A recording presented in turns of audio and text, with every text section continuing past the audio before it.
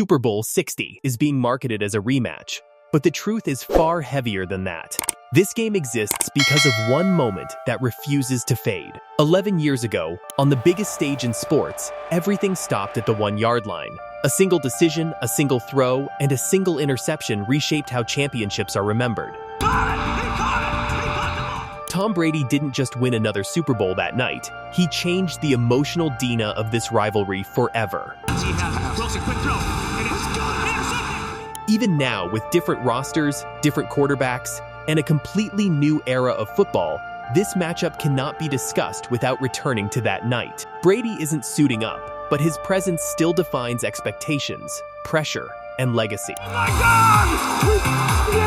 Super Bowl 60 isn't asking who will win, it's asking whether history has ever truly moved on. The entire Patriots-Seahawks rivalry still pivots on a single instant at the goal line in Super Bowl 49. With less than half a minute left, the world expected power football, yet the ball was thrown and history snapped shut.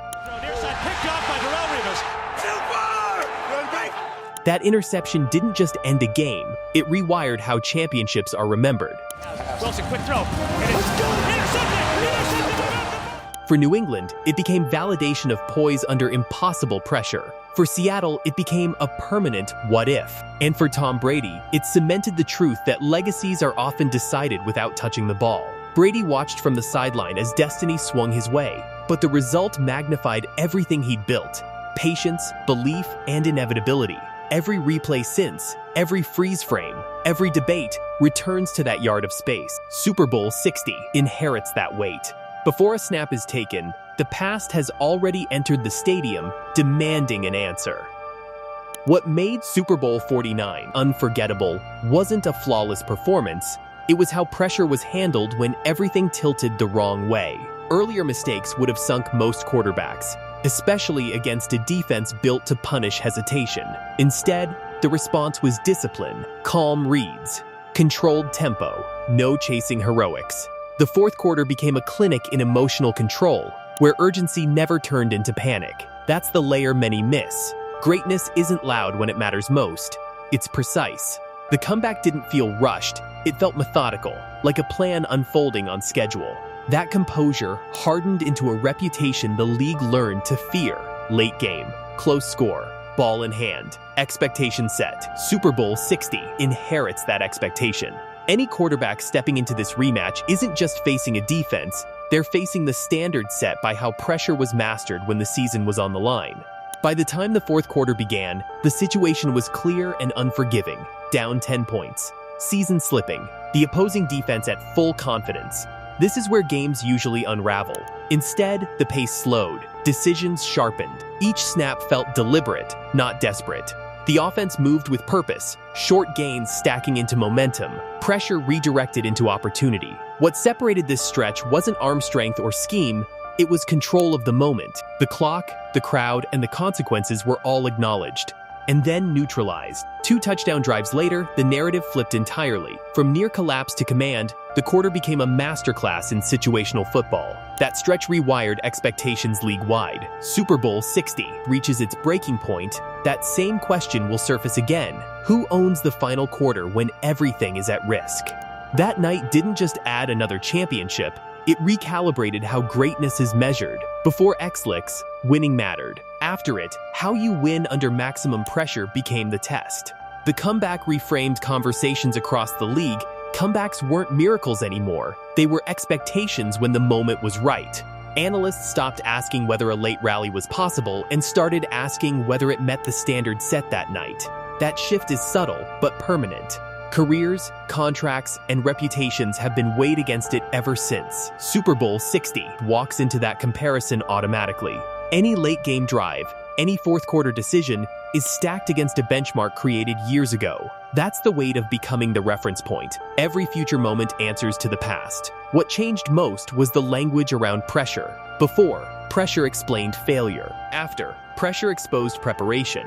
Late-game poise became a separating trait, not a bonus. Quarterbacks were no longer praised just for arm strength or numbers, but for tempo control, emotional regulation, and timing when the entire stadium tilted against them. The expectation wasn't to survive chaos, it was to command it. Every legendary moment needs a counterweight, and in this case it was regret. The interception didn't live alone, it dragged an entire franchise's doubt into the spotlight. For Seattle, the debate never ends. Clock management, personnel, trust. For New England, none of that mattered. History doesn't archive explanations, it archives outcomes. That contrast is how myths form. One side is left revisiting decisions in slow motion, while the other moves forward with certainty. Over time, the pain of the moment became inseparable from the victory itself, amplifying its significance. That's why this rematch still feels personal even without the same faces. The unresolved nature of that ending keeps the memory active. Super Bowl 60 inherits the emotional residue. Long before kickoff, one side is chasing closure while the other is defending a memory that refuses to fade. Regret has a way of freezing time. It turns seconds into years and decisions into permanent reference points. For those who lived on the wrong side of that moment, every alternative still feels reachable. One different call, one different alignment, one different outcome. That's the burden of near certainty undone at the last instant. It doesn't dull with age, it sharpens, because the margin was so thin. Most championship memories fade into highlight reels, but this one resisted erosion. Years passed, rosters turned over, and eras shifted, yet the conversation stayed locked on the same decision, the same yard, the same outcome. That permanence comes from consequence. The play didn't just decide a title, it redirected narratives for both franchises. New England's dynasty accelerated, while Seattle's window narrowed under the weight of unanswered questions. Analysts still reference the moment when discussing risk, trust, and late-game philosophy. Fans still argue it as if it happened yesterday. That's why Super Bowl 60 doesn't feel like a normal matchup. It arrives carrying unfinished business that time couldn't soften. When history refuses to dilute, it demands a response. This game is that response, shaped by a memory that never stopped being relevant. When a standard becomes legendary, it stops being inspirational and starts becoming unavoidable. Every quarterback who follows inherits more than a playbook, they inherit a comparison. Late-game drives are no longer judged on success alone, but on composure, sequencing, and restraint. The bar isn't perfection, it's inevitability. That expectation didn't come from statistics, it came from how moments were handled when leverage peaked. Super Bowl 60 brings that pressure back into focus. Whoever leads the Patriots now isn't chasing history, they're being measured by it. The shadow isn't hostile, it's heavy, and it changes how every decision feels when the margin is thin and the clock is loud. That weight shows up in the smallest details. A pause before the snap, a check at the line, a throw not made because patience mattered more than aggression. In those moments, the crowd noise fades, and what remains is the awareness that this franchise has lived here before, many times, and survived because calm outlasted chaos. The expectation is not brilliance on every play, but control over the moment itself. The ripple effects reached far beyond one franchise. After that ending, goal line philosophy shifted across the NFL. Aggression was reconsidered, risk was relabeled, coaches began stacking probabilities instead of instincts, and the word situational took on new weight. Play callers adjusted, front offices talked differently, and endgame management became a weekly seminar. That moment became a case study replayed in meeting rooms league-wide. Super Bowl 60 arrives with those lessons embedded into every decision tree. The memory doesn't just influence fans, it influences calls. When the field compresses and the margin evaporates, the past speaks loudly to the present. What changed wasn't just play selection, it was mindset. The idea that one snap could outweigh an entire season forced teams to confront how fragile control really is. Red zone plays were no longer treated as isolated moments, but as the final link in a chain of decisions stretching back hours, weeks, even months. Every timeout saved or spent, every earlier risk taken or avoided, suddenly mattered more in retrospect. Analytics departments gained a stronger voice, but so did restraint. Coaches began asking not just can we, but should we? And what happens if we don't? The goal line became less about creativity and more about consequence. Even the language shifted, from boldness to balance, from guts to governance. Success was reframed as minimizing regret as much as maximizing reward. By the time Super Bowl 60 arrives, those lessons are no longer theoretical. They're muscle memory. They live in laminated charts, in headset conversations, in the half-second of hesitation before a play is confirmed. When the clock bleeds down and the defense crowds the box, every coach knows the ghosts are watching, not to judge, but to remind. Because the league learned something permanent that night. Endings define eras. And when the final decision comes, no one is truly alone. The past is in the room, the numbers are on the table, and the call you make will echo long after the whistle, just like the one that changed everything. On paper, this game is new. New faces, new systems, new tendencies. Emotionally, it isn't. The anticipation comes from memory, the echo of how it ended before, and the feeling that something was left unresolved. That's why previews don't start with depth charts.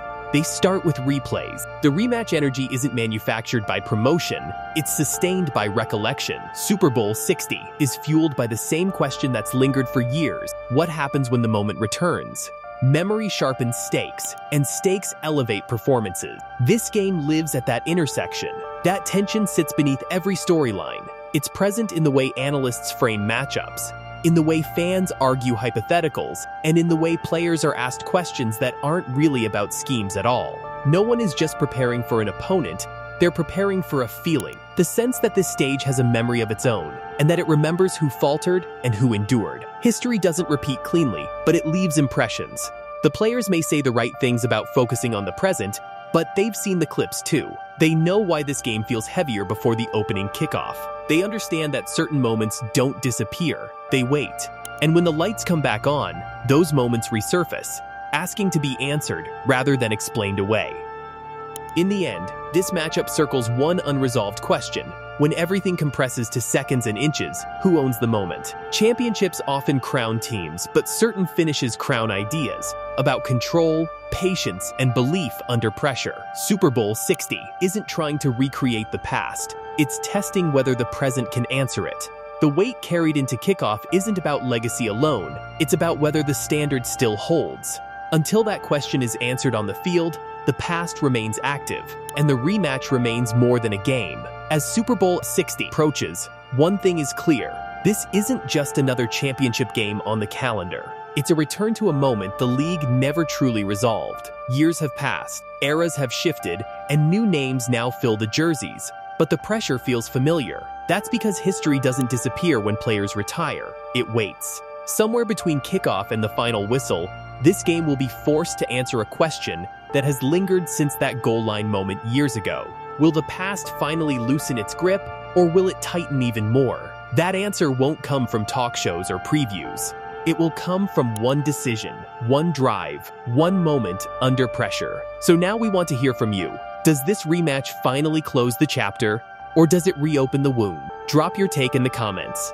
And if you want to be here when the moment happens, subscribe, because this story isn't finished yet.